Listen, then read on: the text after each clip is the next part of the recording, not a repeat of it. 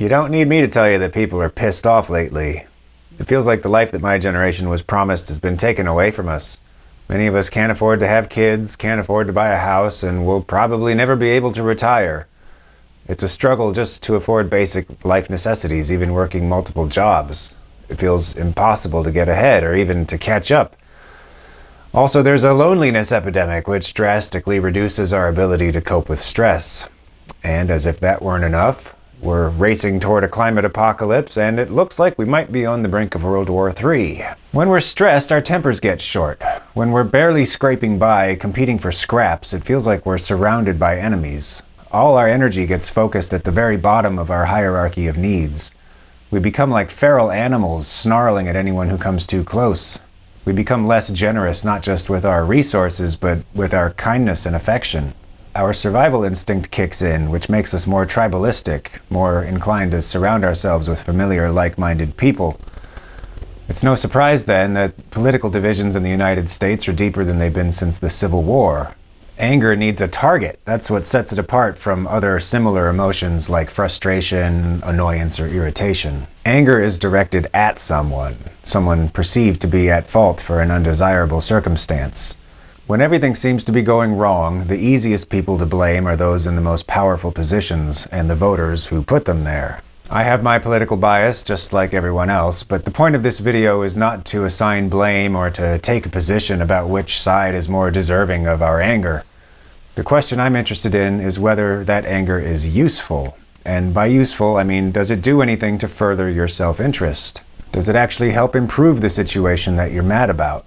This question would have been easy to answer several thousand years ago when the world was still populated entirely by hunter-gatherers. If someone in your little group did something selfish or stupid that put lives in jeopardy, the anger that you would feel as a result would motivate you to issue some sort of corrective action, also known as punishment. The most serious offenses would result in expulsion from the group or execution. Before colonial powers imposed their own laws, cultures everywhere from the African rainforest to the Canadian Arctic practiced some form of capital punishment. So we can be sure that our Ice Age ancestors did as well. One of the books that's had an especially big influence on the way I think is Moral Origins by the anthropologist Christopher Boehm.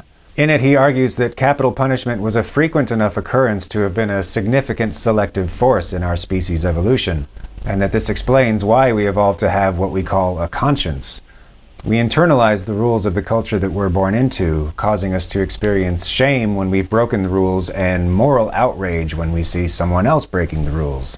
Every territorial animal experiences a type of physiological arousal that we might interpret as anger, but moral outrage is a uniquely human phenomenon. It's triggered most acutely by cheaters and bullies. In other words, people who try to take more than their fair share through deception or intimidation. This type of anger puts a check on our most selfish impulses, which allows for the unprecedented levels of cooperation that have made our species so successful. Of course, today we have laws which prevent us from issuing punishment ourselves. We outsource that responsibility to cops and judges, which is a good thing, mostly.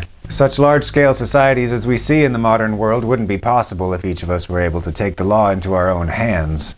But the protection from being murdered that the law provides also allows for extreme inequality, which is something our ancestors would never have tolerated. Our monkey brains have a hard time adjusting to this new reality. Naturally, we get upset when we have to bust our butts to make ends meet while a wealthy few exert an outsized influence on our political leaders. We get mad even when we know that we're completely powerless to change the situation. In fact, our powerlessness makes us even more enraged. So we lash out at people who aren't actually responsible for the underlying problems, or we simmer in resentment and give ourselves ulcers. Anger has, to a large degree, become what anthropologists call an evolutionary mismatch, meaning that it's a relic from our evolutionary history that's become counterproductive in modern times. A good example of an evolutionary mismatch is our endless craving for fat and sugar, which used to serve us well when those things were hard to come by, but today gives us a litany of health problems. A type of anger familiar to most of us that I would say falls squarely in the evolutionary mismatch category is road rage. We yell and honk and flip the bird at people who cut us off as if our anger is going to teach them a lesson, but I think we all know it doesn't work that way. It just makes the other person mad too, which makes the situation more dangerous than it already was. The same logic, or rather illogic, also applies to most political disagreements. People with any real power, like politicians or media moguls, definitely don't care about our angry tweets. If anything, it just makes them feel more relevant. And what about the people who support them? Does getting mad at them help? Probably not, especially if they're strangers on the internet. There's a better chance that anger is useful if it's directed at a loved one who actually cares what you think. But even then, it's highly doubtful. Has an argument at the Thanksgiving table ever changed anyone's mind? Maybe on a few rare occasions it has, but far more often it results in hurt feelings and a breakdown in communication. This isn't to say that anger is always an evolutionary mismatch. It is, at least for now, still useful in a variety of situations. If anger at a partner helps get you out of a toxic relationship, for example, or if it helps pull you out of a depression, that's definitely useful. If demanding to speak to the manager helps you get a discount, that's useful, as long as you don't mind being a meme. Also, if you're particularly rich and powerful, anger could be useful to you because you're likely to be surrounded by people who depend on you for their financial well-being and can't easily walk away. Anger is probably also useful for parents of children who've misbehaved, as long as it's used sparingly and tempered with self-control. Anger is, after all, what teaches us that we've crossed some culturally established boundary of acceptable behavior, just as it was for our prehistoric ancestors. Some psychologists argue that anger is also useful for helping us overcome obstacles. They claim that whereas sadness signals that we should give up, anger motivates us to keep trying. In preparing for this video, I found a recent study that seems to verify this. Priming participants to experience anger by showing them upsetting images improved their performance on a variety of challenging tasks. It's important to note, however, that what they experienced was a mild form of arousal and arguably not the same thing as moral outrage. But for all the situations in which anger may be truly useful, there are many more in which it probably is not. We tend to feel that we need anger to defend our honor, but letting go of anger doesn't suddenly make you a pushover. It doesn't mean that you don't defend your interests or you fail to recognize when something is wrong. Nor does it mean denying any harm that's been done or pretending everything is fine. It just means recognizing that anger probably isn't the best way to achieve the desired result. Belief in the usefulness of anger can actually be a risk factor for mental health issues.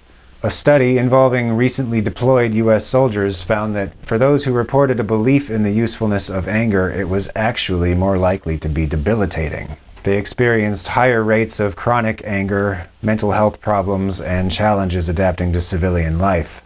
The authors don't speculate about what causes what, but my personal hunch is that chronic anger leads to the belief in its usefulness as justification. Now, I'm not saying that you shouldn't feel angry or that anger is bad. It's the most natural thing in the world to feel anger when we encounter injustice, especially when we're the ones being unfairly treated.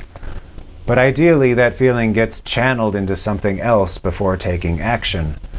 If we react to the situation while we're still all hot and bothered, it will likely provoke an equal and opposite reaction on the other side. Nor am I saying that we shouldn't resist tyranny and oppression. Far from it. What I'm suggesting is that getting angry might not be the most effective way to do it. We don't live in the same world as when monarchs had to be overthrown with force. For those of us lucky enough to live in a democracy, the way we get our way, the way we affect change, is increasingly through discourse and negotiation, and occasionally some civil disobedience, and anger is largely counterproductive to that end. If we were to articulate the feeling of anger, to translate it from an emotion to a thought, it would probably be something like, "It shouldn't be this way." But guess what? It is this way. Whatever it is that you're mad about, it already is what it is. Which isn't to say it'll always be that way, but that's how it is now. To say that things shouldn't be this way is to say that things should already be more to your liking, which of course they aren't. The most effective action comes from a place of complete acceptance of the way things are. That's the best starting point for working to make things better. Anger is an emotion with deep evolutionary roots, which served as a mechanism for enforcing social norms and ensuring group cohesion in the small interdependent societies of our ancestors. But in the modern world, it's more likely to tear societies apart than hold them together.